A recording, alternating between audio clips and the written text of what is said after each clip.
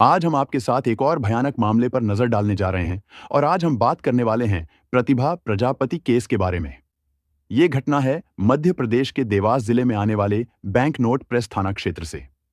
यहीं देवास इंदौर बाईपास के पास एक कॉलोनी है, वृंदावन धाम कॉलोनी। इसी कॉलोनी में धीरेन्द्र श्रीवास्तव नामक एक व्यक्ति का घर था। ये 2 मंजिला घर जिसका ग्राउंड फ्लोर इन्होंने किराए पर चढ़ा रखा था। ग्राउंड फ्लोर में एक तरफ एक रूम, किचन और टॉयलेट था, वहीं दूसरी तरफ मास्टर बेडरूम, हॉल और स्टडी रूम था।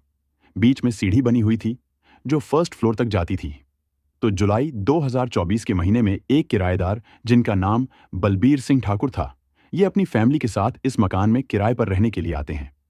इनकी पत्नी और 2 बच्चे थे। इन्होंने ग्राउंड फ्लोर किराए पर लिया और रहने लगे। ये लोग फिलहाल तो किचन की तरफ वाले हिस्से में रह रहे थे, क्योंकि जो दूसरी साइड के 2 कमरे थे वहां पर ताला लगा हुआ था, लॉक था। मकान मालिक धीरेन्द्र श्रीवास्तव ने बताया कि ये पिछले वाले किराएदार ने किया है। उनके इन दोनों कमरों में कुछ सामान पड़े हुए हैं और वो कहीं और पर शिफ्ट हो चुके हैं। वो जल्दी ही अपना सामान यहां से ले जाएंगे और पूरा कमरा खाली कर देंगे। शुरू में तो वर्तमान किराएदार बलबीर को कोई प्रॉब्लम नहीं थी इससे। जैसे तैसे ये अपना एडजस्ट करके परिवार के साथ रहने लगते हैं, लेकिन फिर इन्हें जगह कम पड़ने लगी। ये मकान मालिक से कहते हैं कि पुराने किराएदार को बोलिए वो अपना सामान ले जाए। इन्होंने पूरा ग्राउंड फ्लोर किराए पर लिया है, तो आधे में क्यों रहें और जगह भी कम पड़ रही है। हालांकि ये किराया भी आधे हिस्से का ही दे रहे थे जितने में रह रहे थे। बंद कमरों का किराया वो पुराने वाले किराएदार के जिम्मे था। अब मकान मालिक ने उस किराएदार से संपर्क किया और कहा कि पूरा कमरा खाली कर दो, इन्हें कमरों की जरूरत है। वैसे वो आदमी महीने 2 महीने में 1-2 बार मकान में आ जाता था और कुछ कुछ सामान लेकर लौट जाता था, लेकिन ये सारे सामान लेकर नहीं जा रहा था। इस बार मकान मालिक ने जोर देकर कहा कि सामान लेकर जाओ। ये जवाब देता है कि ये जहां पर रह रहा है वहां पर जगह नहीं है, सामान कहां पर रखेगा। हालांकि ये जगह का इंतजाम कर रहा है, जो भी बातें हुई हों इनमें। लेकिन वो आदमी अपना सामान लेने के लिए नहीं आ रहा था। नए किराएदार जुलाई 2024 में यहां पर आए थे। पुराना वाला किराएदार पिछले महीने यानी जून 2024 में लॉक करके चला गया था। एक और दिक्कत थी कि मकान मालिक उसके सामान को जबरदस्ती घर से बाहर नहीं निकाल सकते थे, क्योंकि उस आदमी का कई महीनों से किराया बकाया था। कुछ मीडिया रिपोर्ट्स के अनुसार मार्च के महीने से। अगर सामान बाहर निकाला और वो लेकर चला जाए तो किराए के पैसे कैसे वसूल करेंगे। बार बार उसके घर पर जाना पड़ेगा। उसके सामान एक तरह से यहां पर सिक्योरिटी डिपॉजिट थे। उसने ये भी कहा था कि जिस दिन सामान लेकर जाएगा पैसों का हिसाब कर देगा। जितने भी दिन सामान यहां पर रखे हुए हैं उसका भी किराया दे देगा। इन सभी चीजों में धीरे धीरे कई महीने गुजर जाते हैं। अब समय आ चुका था जनवरी 2025 का। नए किराएदार को जगह कम पड़ने लगी थी। इन्हें बाकी कमरों की जरूरत थी। इन्हें अपने बच्चों की पढ़ाई लिखाई के लिए स्टडी रूम चाहिए था, जहां पर वो शांति से बैठकर पढ़ सकें। अब बलबीर ने मकान मालिक से बोला कि इन्हें रूम का ताला तोड़कर शिफ्ट होना चाहिए।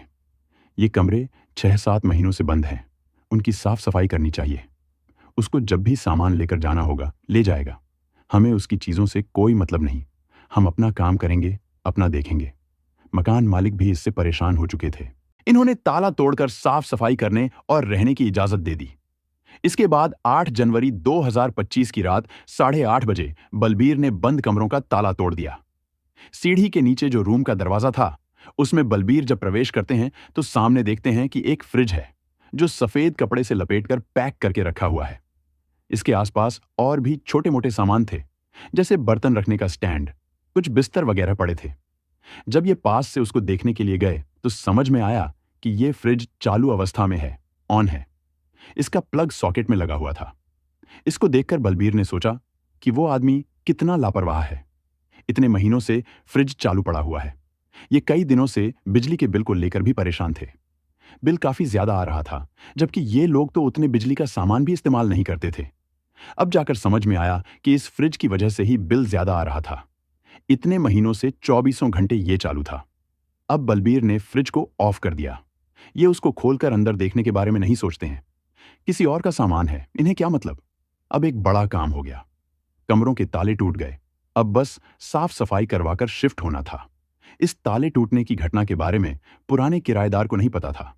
मकान मालिक ने सोचा कि उसको बता देना चाहिए, इन्होंने कई बार उससे कांटेक्ट करने की कोशिश की, लेकिन वो संपर्क में नहीं आ रहा था। बलबीर कमरे खोलने के बाद, फ्रिज बंद करने के बाद सोने चले जाते हैं। अब अगले दिन 9 जनवरी को कमरों की साफ सफाई शुरू होती है। कुछ लोग मिलकर साफ सफाई कर रहे थे। जब ये लोग फ्रिज वाले रूम में गए तो वहां पर कुछ अजीब सी दुर्गंध महसूस होने लगी। हो सकता है कि चूंकि ये कमरा इतने दिनों से बंद था, कोई छिपकली हो या चूहे पड़े होंगे। बलबीर ने यहां पर अच्छे से साफ सफाई कराया, पर इसके बावजूद भी वो बदबू कमरे से निकली नहीं, बल्कि बढ़ती ही जा रही थी। 10 जनवरी होते होते बदबू काफी ज्यादा हो चुकी थी, असहनीय हो गई थी। पड़ोसियों के घर तक जाने लगी थी। वो भी परेशान होने लगे। बलबीर जानने समझने का प्रयास करते हैं कि बदबू कहां से आ रही है। थोड़ा इधर उधर देखने पर इन्हें एहसास हो जाता है कि वो बदबू उस फ्रिज से आ रही है, जिसको परसों रात में ऑफ किया था। अभी भी वो कपड़ों में पैक था। इन्होंने खोलकर चेक नहीं किया। साफ सफाई के वक्त भी उसे छेड़छाड़ नहीं किया गया था। बदबू से परेशान होकर आस पड़ोस के लोग भी पूछने के लिए आते हैं कि कहां से बदबू आ रही है। जब लगा कि इसकी वजह फ्रिज है, तो सबके दिमाग में अलग अलग ख्याल आने लगे। चूंकि ये लोग भी न्यूज वगैरह देखा करते थे, तो इन्हें भी ऐसी खबरों के बारे में पता था जिसमें किसी वारदात में फ्रिज का इस्तेमाल किया गया हो, कुछ संदिग्ध चीज उसमें रखी गई हो। अब ये हुआ कि लोग इसे खुद नहीं खोलेंगे, बल्कि पुलिस को बुलाना चाहिए, वही चेक करें। अब बलबीर ने पुलिस को इस चीज के बारे में सूचना दी कि घर के फ्रिज से बदबू आ रही है। कॉल पर ऑफिसर भी समझ जाते हैं कि मामला गड़बड़ है। बीएनपी थाने के पुलिस ऑफिसर्स कुछ मिनटों में घर पर पहुंच जाते हैं। सबके सामने फ्रिज को खोला गया। फ्रिज के अंदर के सभी ट्रे वगैरह बाहर रखे हुए थे। जब दरवाजा खुला तो जिस बात का डर था वही यहां पर होता है। अंदर एक महिला बैठी हुई थी जो जीवित अवस्था में नहीं थी। इन्हें देखकर समझ में आया कि कई महीनों से यहां पर होंगी, क्योंकि शव डिकम्पोज हो रहा था। यह तो साफ हो गया कि यह कत्ल का मामला है। किसी ने कांड करके फ्रिज में छिपाकर चला गया। बलवीर को समझ आया कि शायद इसीलिए फ्रिज ऑन था, ताकि शव डिकम्पोज ना हो, यानी सड़े ना। फ्रिज की सारी सेटिंग भी हाई कूलिंग पर थी। महिला ने कपड़े, गहने सब कुछ पहन रखे थे। इसका मतलब कि घटना को अंजाम देने वाले ने कोई भी चोरी नहीं की थी। महिला ने सोने के गहने पहन रखे थे। यहां पर फॉरेंसिक टीम को बुलाया जाता है। बाकी सीनियर ऑफिसर्स भी आते हैं। ये घटना तेजी से इलाके में फैलने लगी। न्यूज मीडिया के लोग भी यहां पर पहुंच जाते हैं। सुबह 9:30 बजे तक मकान मालिक धीरेन्द्र श्रीवास्तव को भी सूचना दिया गया। वो भी यहां पर आते हैं। वैसे ये इंदौर के रहने वाले थे और पिछले कुछ महीनों से दुबई में रह रहे थे। ये इंदौर से देवास में आते हैं। महिला की पहचान जानने में पुलिस को ज्यादा मशक्कत नहीं करनी पड़ती है। पड़ोसियों से इनके बारे में पता चल जाता है। ये महिला थी प्रतिभा प्रजापति उर्फ पिंकी। शुरुआती जांच पड़ताल करने के बाद, साक्ष्य जुटाने के बाद शव को हॉस्पिटल भिजवा दिया गया। आस पड़ोस के लोगों से पूछताछ करने पर प्रतिभा के बारे में कुछ कुछ जानकारी मिलती है। पड़ोसियों के अनुसार प्रतिभा यहां पर अपने पति के साथ रहा करती थी। ये लोग 5 सालों से साथ में थे, मगर इनकी कोई भी संतान नहीं थी। ये महिला काफी मिलनसार थी, हंसमुख थी। इनका कॉलोनी के लोगों से अच्छे रिश्ते थे। सबसे हंसकर बात किया करती थी। ये इस घर में रहते हुए सिलाई का काम करती थी। कॉलोनी के लोगों के कपड़े सिला करती। ये काफी धार्मिक भी थी। यहां इलाके में होने वाले सभी धार्मिक कार्यक्रमों में जरूर सम्मिलित हुआ करती थी। ये खाटू श्याम जी को बहुत मानती थी। हर एकादशी पर अमृतनगर के मंदिर में जाया करती थी, पूजा पाठ करती। कुछ मीडिया रिपोर्ट्स के अनुसार प्रतिभा ने कॉलोनी की सहेलियों को बताया था कि इनका 2 साल का एक बच्चा था, लेकिन निमोनिया बीमारी के चलते उसको दुनिया छोड़कर जाना पड़ा। भले ही इनकी कोई संतान नहीं थी, मगर पिंकी को बच्चों से बहुत लगाव था। वो जब भी कहीं बाहर जाती थी तो आस पड़ोस के बच्चों के लिए चॉकलेट लेकर आती, टॉफी लाती। इधर पुलिस ने कमरों की अच्छे से तलाशी ली जो कई दिनों से बंद थे। पुलिस को यहां पर कई सारे फोटोग्राफ्स और कुछ डॉक्यूमेंट मिलते हैं। ये फोटो पिंकी के ही थे। साथ में उसके साथ एक आदमी भी नजर आ रहा था। उसके बारे में भी पता करने में ज्यादा कुछ नहीं करना पड़ा। मकान मालिक ने बताया कि पिछला वाला किराएदार है संजय पाटीदार और पिंकी उसकी पत्नी थी। इन दोनों ने जुलाई 2023 में मकान किराए पर लिया था और रह रहे थे। घर किराए पर लेते समय संजय ने जो आईडी दिखाई थी, आधार कार्ड दिखाए थे। उसके अनुसार ये उज्जैन इंगोरिया थाना क्षेत्र के मौलाना ग्राम का रहने वाला था। प्रतिभा उज्जैन के फ्रीगंज की रहने वाली थी। संजय ने मकान मालिक से बताया था कि वो अनाज की मंडी में काम करता है। पहले संजय और प्रतिभा उज्जैन के अलग अलग जगहों पर किराए के घरों में रह रहे थे। करीब 3 सालों तक संजय जहां जहां पर काम करता था, जहां भी जाता था, प्रतिभा को साथ लेकर जाता और वहीं पर रखता। 2 साल पहले दोनों देवास में आते हैं। जुलाई 2023 में इस मकान का ग्राउंड फ्लोर किराए पर लिया। मकान मालिक धीरेन्द्र श्रीवास्तव जी का कहना था कि जब दोनों यहां पर रहने के लिए आए तो शुरू में कुछ महीने बिना किसी परेशानी के बराबर किराया देते थे, लेकिन मार्च 2024 के बाद संजय ने किराया देना बंद कर दिया। उसने ग्राउंड फ्लोर का बस एक पोर्शन ही किराए पर लिया था। जिन कमरों में ताले लगे थे वही वाले कमरे। चूंकि प्रतिभा सिलाई का काम किया करती थी तो घर पर लोगों का आना जाना रहता था। जिन्होंने भी यहां पर अपने कपड़े सिलने को दिए हों, अक्सर ये घर के बाहर भी दिख जाया करती थी। पुलिस को यह भी पता चलता है कि प्रतिभा का अपने घर वालों से कोई संपर्क नहीं था। 2016 से ना तो वो अपने घर वालों से मिली कभी और ना ही बात तक किया। पिंकी के घर में उसके माता पिता और भाई हैं, जो उज्जैन के फ्रीगंज में रहते हैं। पुलिस को पिंकी के घर वालों के बारे में पता चलने के बाद उनसे कांटेक्ट किया जाता है। देवास बुलाया जाता है। पुलिस ने प्रतिभा के पति संजय पाटीदार के बारे में भी पता किया। उससे पूछताछ करने के लिए एक टीम उज्जैन के इंगोरियां भेजी जाती है। ये शव मिलने वाले दिन यानी 10 जनवरी के दोपहर की ही बात है। पड़ोसियों से यह भी पता चला कि प्रतिभा और संजय के बीच आए दिन झगड़ा होता था। ये जनवरी 2024 से काफी ज्यादा बढ़ गया। इनकी आवाजें कॉलोनी के बाकी घरों तक जाती थीं। हालांकि कभी किसी पड़ोसी ने उनसे झगड़ों के बारे में नहीं पूछा। वो उनका पर्सनल मैटर था। पति पत्नी के बीच दखल देना ठीक नहीं। वैसे प्रतिभा ने दिसंबर 2023 में मंदिर में भंडारा भी कराया था। इससे भी पता चलता है कि प्रतिभा कितनी धार्मिक थी। उधर पोस्टमार्टम के डॉक्टर्स के अनुसार पता चला कि शव काफी ज्यादा पुराना है, कम से कम 8 से 9 महीने। इधर पुलिस ने आगे पड़ोसियों से यह भी पूछा कि आखिरी बार आपने प्रतिभा को कब देखा था, कहां पर देखा था। पड़ोसी बताते हैं मार्च 2024। इस महीने की पहली तारीख 1 मार्च को उन्होंने आखिरी बार देखा था। उसके घर पर। उसके बाद से वो कभी भी दिखाई नहीं दी। जब वो नहीं दिख रही थी तो उसके पति से पूछते भी हैं कि वो कहां पर चली गई। संजय कहता है कि वो बैंगलोर गई है इलाज कराने के लिए। उसकी तबीयत ठीक नहीं है। 1 मार्च को अचानक से उसकी तबीयत खराब हो गई थी। उसका बैंगलोर में ट्रीटमेंट चल रहा है। वहां पर वो अपने भाई के घर पर है। इसने किसी पड़ोसी को बताया कि उसकी तबीयत ठीक नहीं। किसी को बताया कि उसकी माताजी की तबीयत ठीक नहीं, तो किसी को उसके पिताजी बीमार हैं। अगर उसकी तबीयत ठीक नहीं थी तो पता चल जाता। अगर उसके घर में किसी की तबीयत ठीक नहीं होती तो पड़ोसियों से जरूर बताती, कुछ ना कुछ शेयर करती। वो परेशान नजर आती, पर ऐसा कुछ भी नहीं था उस दिन। वो अचानक से ही गायब हो गई। आखिर वो रातों रात बैंगलोर कैसे जा सकती है? किसी ने भी उसको जाते नहीं देखा। कुछ पड़ोस के लोगों ने प्रतिभा को कॉल करने की कोशिश भी की थी, लेकिन उसका मोबाइल फोन बंद था। इसी महीने से संजय मकान मालिक को किराया देना भी बंद कर देता है। आगे इसने कहा कि इसे कहीं और काम मिल गया है, अब ये वहां पर जा रहा है। इसके कुछ सामान यहीं पर पड़े हुए हैं, जिसे ये बाद में लेकर जाएगा जब वहां पर अच्छे से शिफ्ट हो जाए। जब मकान मालिक इसको बुलाने का जोर दे रहे थे कि अपने सामान यहां से ले जाओ, साफ सफाई करनी है, तो ये कोई ना कोई बहाना बना देता था। कभी कहता कि इसके ससुर जी की तबीयत ठीक नहीं, उसमें बिजी है। कभी कहता कि इसके चाचा जी के लड़के को कुछ हो गया, वहां पर चला गया है। कुल मिलाकर ये आने को टालता रहा था।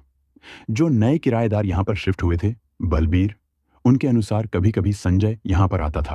पहले ताला खोलकर अंदर जाता, फिर थोड़ी देर के बाद बाहर आकर ताला लगा देता और वापस चला जाता। ये सामान लेकर नहीं जा रहा था। अगर प्रतिभा का कत्ल मार्च 2024 में हुआ तो जनवरी 2025 तक उसको 9 महीने से ज्यादा हो गए यहां पर। क्या संजय ने ही अपनी पत्नी का कत्ल किया? ये तो उससे पूछताछ के बाद ही पता चलेगा, लेकिन इसी आदमी पर संदेह हो रहा था। पुलिस उसको कॉल करने की भी कोशिश करती है, मगर फोन बंद था। प्रतिभा के घर वाले देवास आकर हॉस्पिटल में शव की पहचान करते हैं। ये प्रतिभा ही थी, लेकिन परिजनों ने इसके शव को स्वीकार करने से मना कर दिया। इसका इनसे कोई रिश्ता नहीं है। इन्होंने सालों पहले ही इसको त्याग दिया है। इधर पुलिस दोपहर तक संजय पाटीदार को इसके गांव से अरेस्ट कर लेती है। पता चला कि ये आदमी पहले से शादीशुदा था। इसके 2 बच्चे थे। इसके घर में फरवरी 2025 में बेटे की शादी होने वाली थी। जब पुलिस ने संजय को देवास में लाकर सख्ती से पूछताछ की तो यह स्वीकार कर लेता है कि इसी ने ही प्रतिभा का कत्ल किया था। इसमें इसके साथ इसका एक दोस्त भी शामिल था, विनोद दवे। ये ग्राम सरसाना का रहने वाला था। ये गांव भी इंगोरिया थाना क्षेत्र में है, जिस इलाके में संजय का घर है। विनोद पहले प्राइवेट स्कूल में टीचर की नौकरी करता था, लेकिन फिर इसने जॉब छोड़ दी। पुलिस विनोद का भी पता लगाना शुरू कर देती है। संजय और प्रतिभा दोनों उज्जैन में किसी कॉमन फ्रेंड के जरिए 5 साल पहले मिले थे। 2016 से ही प्रतिभा अपना घर छोड़कर अलग रहने लगी थी। उसका अपने परिवार से नहीं बनता था। पहले तो परिवार ने इसको खूब ढूंढने की कोशिश की, लेकिन कुछ महीनों की तलाश करने के बाद छोड़ देते हैं। इधर दोनों का जान पहचान होने के बाद मिलने लगे। नंबर एक्सचेंज हुआ, बातें शुरू हो गईं। संजय तो पहले से शादीशुदा था, इसके बावजूद भी ये प्रतिभा से प्यार करने लगता है। दोनों ही एक दूसरे से प्यार करने लगे। इन्होंने शादी नहीं की थी, ये लिव इन में रह रहे थे और इनमें शारीरिक संबंध भी थे। जैसा मैंने आपको पहले बताया कि 3 साल तक ये उज्जैन में किराए के कमरों में रहे, फिर देवास आ गए। लेकिन ये लोग जहां पर भी रहते थे वहां पर सबको बताते कि ये पति पत्नी हैं। इसी वजह से ही इन्हें आसानी से कमरा मिल जाता था। ये कुछ कुछ महीनों में या साल में जगह बदलते थे। संजय का काम एक जगह पर स्थिर नहीं था। ये अलग अलग मंडी में जाकर काम करता था। जब यहां वृंदावन धाम कॉलोनी में लोगों को पता चला कि संजय और प्रतिभा पति पत्नी नहीं थे, तो इन्हें बहुत बड़ा झटका लगता है। कभी उन दोनों ने ऐसा महसूस होने नहीं दिया था कि ये पति पत्नी नहीं है। प्रतिभा एक पत्नी की तरह श्रृंगार करती थी। वो मैरिड कपल की तरह ही यहां पर रहते थे। संजय ने बताया कि प्रतिभा से पीछा छुड़ाना चाहता था, उसको रास्ते से हटाना चाहता था। ये उससे परेशान हो चुका था। आए दिन उससे झगड़े भी होते थे। इसके बारे में ये अपने दोस्त विनोद से बात करता है, जिसके बाद कत्ल का प्लान बना। अब एक मार्च की रात में विनोद दवे घर पर आता है। यहां संजय भी मौजूद था। दोनों ने मिलकर प्रतिभा को काबू किया, उसके गले पर हाथ रखा और उसकी जीवन लीला समाप्त कर दी। अब यह हुआ कि इसे ठिकाने पर कहां लगाया जाए। ऐसे ही शव को लेकर बाहर नहीं निकल सकते थे। इलाके में कोई देख लेगा तो दिक्कत हो जाएगी। ये चहल पहल वाला इलाका है। चूंकि ये लोग पहले ही कई सारे न्यूज वगैरह देख चुके थे, तो शव को कहां पर ठिकाने लगाना चाहिए, कहां पर रखना चाहिए, इनके दिमाग में आ जाता है जो था फ्रिज। अगर यहां पर रखें तो बदबू भी नहीं आएगी। कभी भी मौका देकर शव ठिकाने लगा सकते हैं। संजय ने फ्रिज को हाई कूलिंग मोड पर सेट किया। इसके बाद विनोद यहां से चला जाता है। घटना को अंजाम देने के बाद भी कई महीनों तक संजय उसी कमरे में रहता है। फिर जून में चला गया। ये जानबूझकर सामान्य लेकर नहीं जा रहा था और फ्रिज को भी यहीं पर रखता है चालू अवस्था में। बीच बीच में ये बार बार आता भी था, देखने के लिए कि शव ठीक ठाक है कि नहीं, किसी को कुछ भनक तो नहीं लगी, पता तो नहीं चला। पुलिस इससे पूछती है कि अगर तुम चाहते तो प्रतिभा को छोड़ सकते थे, अलग हो सकते थे, पर तुमने ऐसा क्यों नहीं किया, और झगड़े की वजह क्या थी। पिंकी उर्फ प्रतिभा जान चुकी थी कि संजय शादीशुदा है, फिर भी वो शादी करने का दबाव देने लगी। ये उसको छोड़ने को तैयार नहीं थी किसी भी कीमत पर। इतने सालों से साथ में है, अब शादी करनी चाहिए। मगर संजय तो बाल बच्चों वाला था, ये शादी कैसे कर सकता है। ये बार बार टालता रहा। जनवरी 2024 से कुछ ज्यादा ही दबाव देने लगी शादी का। इससे ही दोनों में झगड़े शुरू हो जाते हैं। मतलब आस पड़ोस के लोग जो सोचते थे कि पति पत्नी का आपसी मामला है, वो कोई और बात नहीं थी बल्कि शादी की बात थी। संजय ने काम को अंजाम तो दे दिया, मगर ये शव ठिकाने लगाने के बारे में सोचता नहीं है। यहां तक कि जब ये अरेस्ट हुआ तब भी इसने सोचा नहीं था कि शव को कहां पर ठिकाने लगाएं। इधर प्रतिभा के घर वालों ने अंतिम संस्कार करने से मना कर दिया। इनका इससे कोई रिश्ता नहीं है, कोई लेना देना नहीं, कोई मतलब नहीं। इसके बाद एक कम्युनिटी मेंबर दुर्गा शंकर प्रजापति देवास आते हैं। उन्होंने शव को स्वीकार किया और उज्जैन लेकर गए और प्रतिभा के रिश्तेदारों के साथ उसका अंतिम संस्कार किया। पुलिस ने शव मिलने वाले दिन ही संजय पाटीदार को अरेस्ट कर ली थे। पता चला कि विनोद दवे राजस्थान के टोंक इलाके में जेल में बंद है। वहां पर उसने कोई फ्रॉड किया था। मध्य प्रदेश पुलिस राजस्थान पुलिस से उसको भी लीगली हिरासत में लेती है। अगर कभी भी कहीं किराए पर रहने के लिए जाएं तो अच्छे से उस जगह के बारे में जांच पड़ताल कर लेना चाहिए। फिलहाल दोनों आरोपी जेल में बंद हैं। दोस्तों, इस घटना को सुनाने का उद्देश्य किसी को दुख पहुंचाना या परेशान करना नहीं है, बल्कि आपको सतर्क और जागरूक करना है। हमारा उद्देश्य है कि आप इस जानकारी से कुछ सीखें और सावधान रहें। इस पूरी घटना पर आपके क्या विचार हैं, हमें कमेंट में जरूर बताएं। साथ ही आप इस वीडियो को किस शहर से देख रहे हैं ये भी जरूर लिखें। अगर आपको हमारी मेहनत पसंद आई हो तो कृपया इस वीडियो को लाइक करें और अपने दोस्तों के साथ शेयर करें, ताकि ये जानकारी ज्यादा से ज्यादा लोगों तक पहुंच सके।